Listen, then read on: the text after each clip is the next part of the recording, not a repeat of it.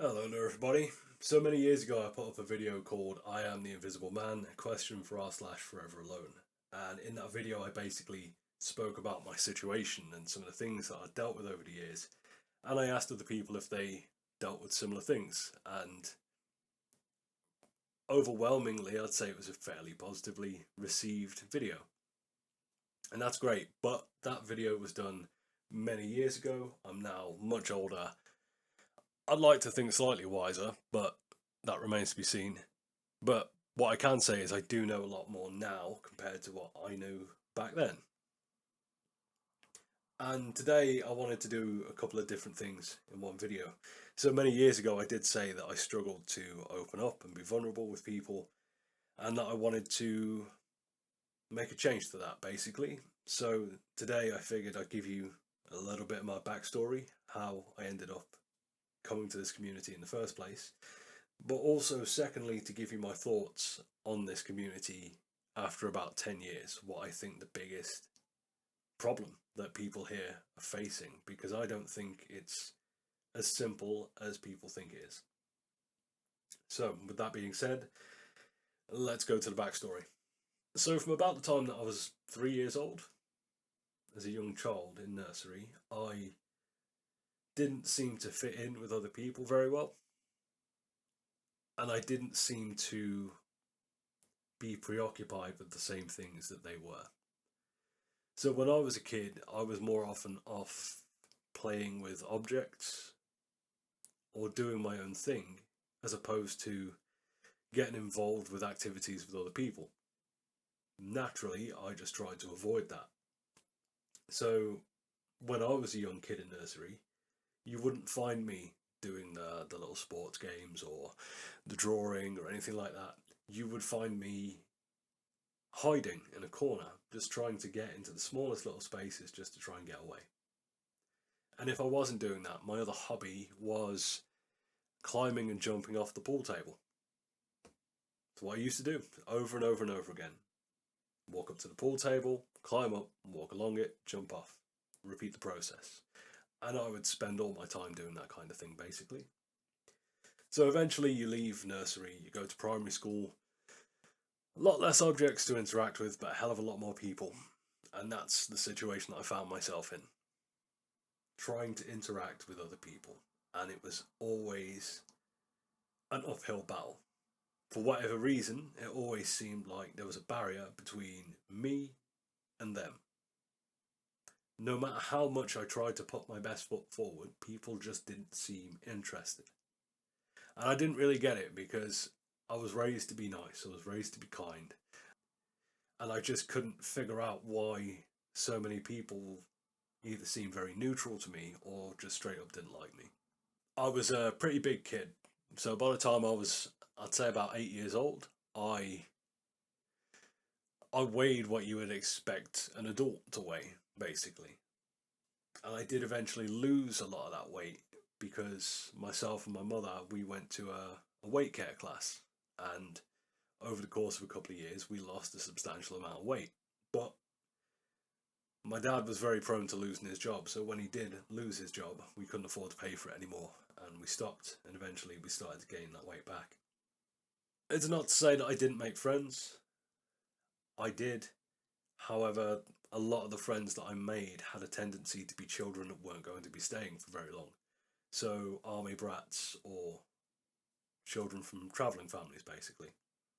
I did, however, go on to meet my best friend there, and we were inseparable for many years. We've both sort of branched off now. He has a family and a job, and I just work all the time. So, we don't really speak now. It's not that there was any bad blood between us or anything, it's just we've moved on, I guess, and I'm always open to talking to him again in future, you know? To put it very simply, I was always a little bit behind in everything that you can think of. Couldn't tie my shoes, couldn't catch a ball, couldn't kick a ball. Anything that you would expect a child to be able to do, I struggled with it. To put it very simply, I was always very uncoordinated. I was always picked last for PE, and in class projects, I was always the kid that nobody wanted in the group. So even though I wasn't doing very well at school, eventually I finished primary school. I went up to secondary school, And that's when the wheels really started to fall off because I just couldn't keep up. Eventually, I did find some groups to hang out with, but I just, once again, didn't seem to fit. So I was a smoker, I was a drinker, I was a metalhead, I was a gamer, but it just never seemed enough. It just never seemed like we gelled properly. And when I was involved in these groups, I was always a part of it through other people. You know, I was always on the outside, if you get what I mean.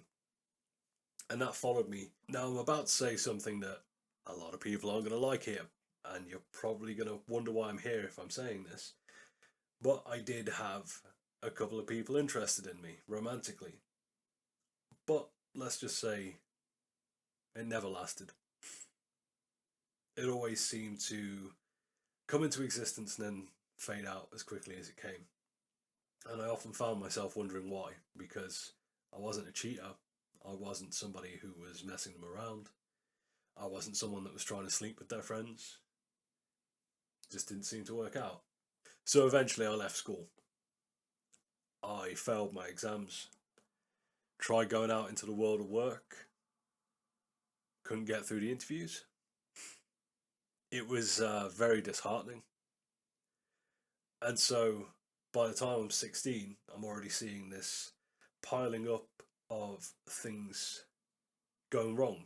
So, can't hold down friendships, can't hold down relationships, can't hold down a job, did terribly in education, and I'm watching all of my peers go from strength to strength while for me everything is falling apart. And of course, when you finish school, a lot of those friendships that you had at that point start to deteriorate because you were there as friends because you were in the same place. And now you don't have that common thing keeping you talking. And so as the years went by, I started to find myself getting worse mentally. I would find myself having these evenings where I'd just be listening to sad music, down in my sorrows, listening to songs that remind me of the past, and ruminating over memories of things that happened long ago, things that I can't go back and change, things that I couldn't do anything with, and I would just feel terrible. And with every year that passed by, I seemed to get more envious, more bitter, and angrier. But on top of that, I'd also been developing something for the entirety of my life, which was getting worse and worse, and that was self hatred. So I basically had this voice in my head every day telling me, you're stupid, you're worthless, you don't fit in, nobody likes you, you're so fat, you're so stupid, you're so ugly, blah blah blah. And that was all day, every day, and that voice just seemed to be getting stronger as the years went by. I found that I couldn't even look in the mirror. If I went to get ready for the day and I accidentally caught sight of myself in the mirror, I would feel terrible. I would be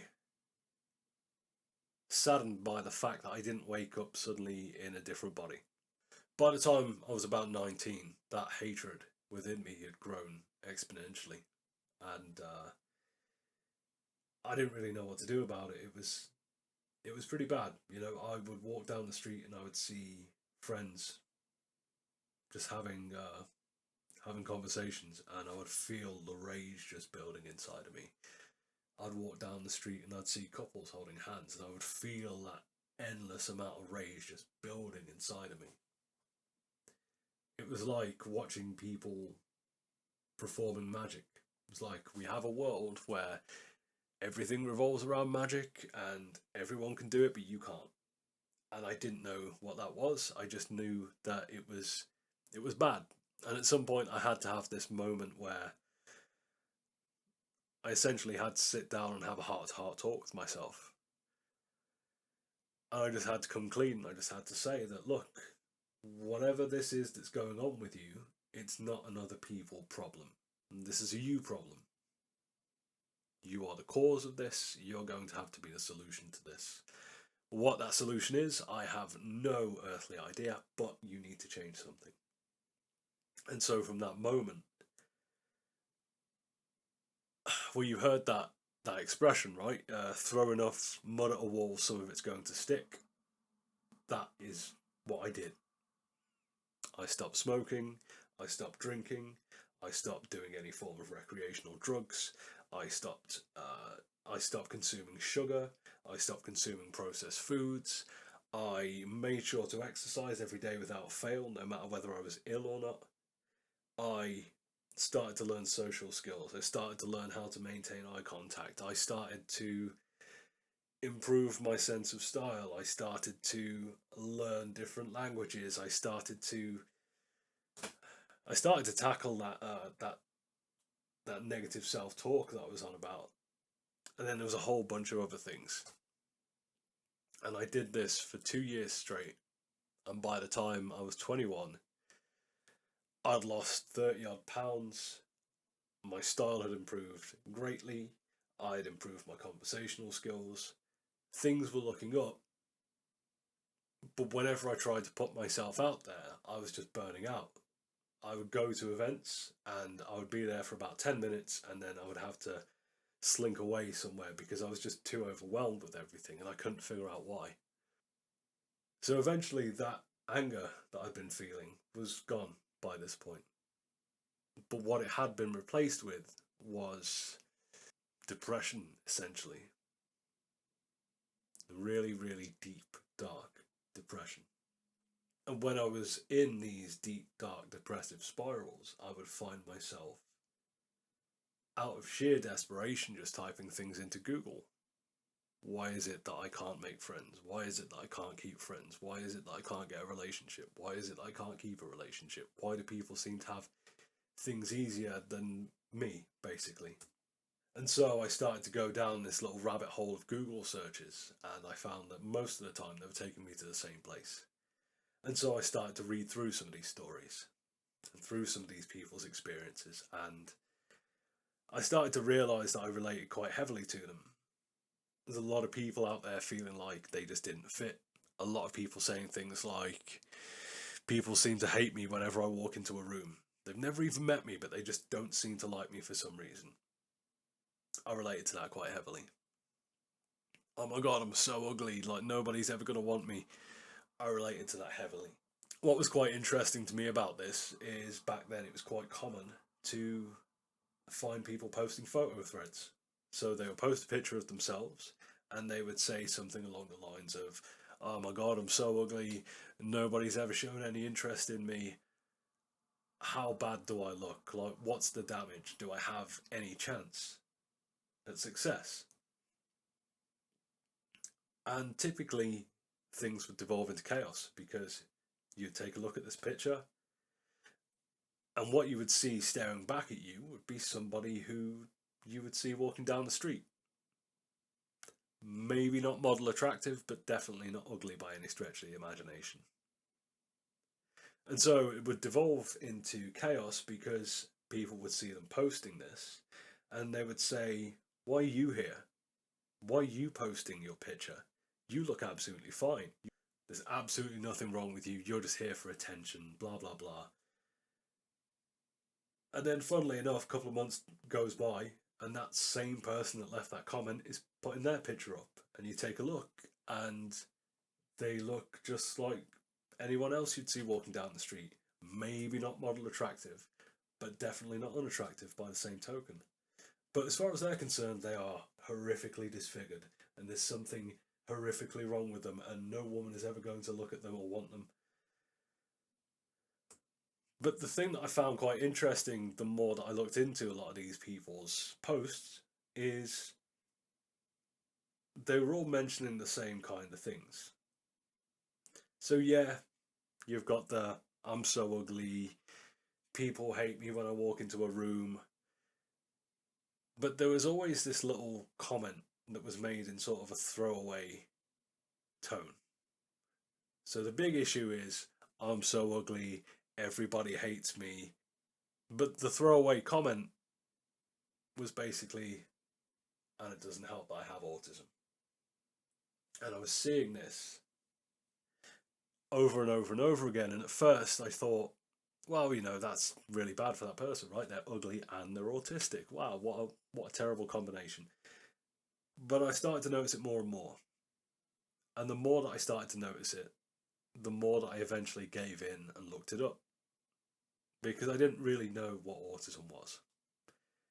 I knew that most of my friends growing up had autism, but I'd never actually asked them what it was. And when I started to pull up some research links, my jaw basically hit the floor because I realised that to a large extent, I was basically looking at a mirror image of myself. Apart from one thing, autistic children have a tendency to organise their toys in very specific ways. So I saw that part and I went, I'm not autistic. And I just brushed it off. What I thought was interesting though is I was seeing this over and over again on the subreddit, and I started to think to myself, I don't think these people are as ugly as they say they are, but I think there is something in the background going on. And one of the big things I noticed is it kept cropping up more and more and more. And the more that I started to learn about it, the more that I started to notice a lot of these traits in people that didn't even mention having it. But I was comparing one person over here to this person over here, and you started to see that there was a bit of a pattern. But more and more time passes, and I noticed that somebody mentioned ADHD. And so, out of curiosity, I decided to look it up. I pulled some stuff up, thinking, I know what ADHD is. I went to school with some kids that had ADHD. That's definitely not something that I have. And then I actually read through the notes. And yes, it did tell me what I knew about ADHD, but it also told me a lot more that I didn't know, which is that there is a component to this that you don't really hear spoken about. Yes, you hear about the hyperactive kids that make learning hard for everybody else, but the part you don't really hear about is the inattentive side of ADHD. And I looked through this list of stuff and my jaw dropped again because this was this was my personality summed up as a bunch of symptoms. And at that point, I sort of just went, yeah, that's interesting and stuff, but I don't have that. It was only years later when my life would essentially fall apart that I would go on to get diagnosed as having ADHD. And at some point, I am going to be looking into an autism diagnosis because you can have both at the same time. And if you do have both at the same time, they don't look stereotypical. And it's this part here that brings me to what I feel is the crux of the matter. So, the more the years have dragged on, the more I've seen these kind of things repeat. And it's not just here on this subreddit, but it's with people who have the same kind of issues. I watched a video a couple of years ago where there was a young woman, and she was talking about the fact that she didn't have any friends, and that seemed to spill over into my algorithm. And I was seeing a lot of videos from people who have the same issues that the folks here suffer with. And one of the big things that I noticed above all else was the prevalence of neurodivergence in general. So when I say neurodivergence, we're talking about autism, we're talking about ADHD, dyslexia, dyspraxia, dyscalculia, schizophrenia, and Tourette's. If you take a look through this subreddit, there are a hell of a lot of people that have these things. And if there's one thing they all have in common is that they think they're ugly, they think they're worthless. This whole thing about negative self-image, this whole thing about feeling like you're ugly, it turns out it's par for the course for people who are neurodivergent. There was a book written a while ago where the authors actually asked large portions of neurodivergent communities, how do you feel? Like, give us your thoughts on life and how things are going for you. They didn't get a single positive comment back. And the point is, I see this neurodivergence in this community a lot. And what I don't see is a lot of ugly people.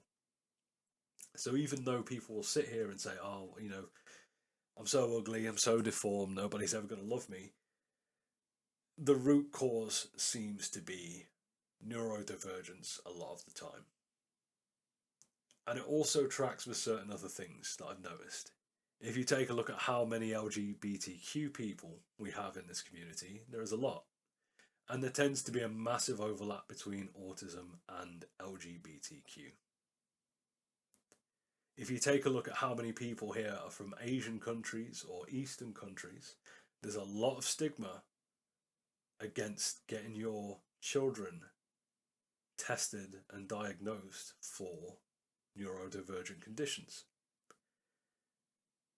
So what I'm trying to say here is I can't say it's everybody, let me be perfectly clear on that, but I am saying it's very likely that the majority of people here are either diagnosed with a neurodivergent condition or probably should be tested for it, because I'm seeing a lot of it, and I'm seeing a lot of these traits in people that don't even mention having it, but are all sitting here wondering why life doesn't seem to go so well for them.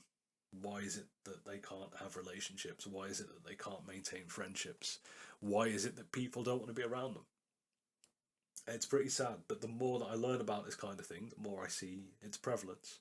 It is extremely, extremely prevalent here. So if you have ever had an inkling that you don't fit, do me a solid and just look into it, because I think you're probably going to find that more often than not, that's where the cause lies. And I can tell you now, as somebody that's been diagnosed with ADHD in my mid 30s, I wish I knew this years ago, because I've already started to learn how to mitigate some of the damage that that causes.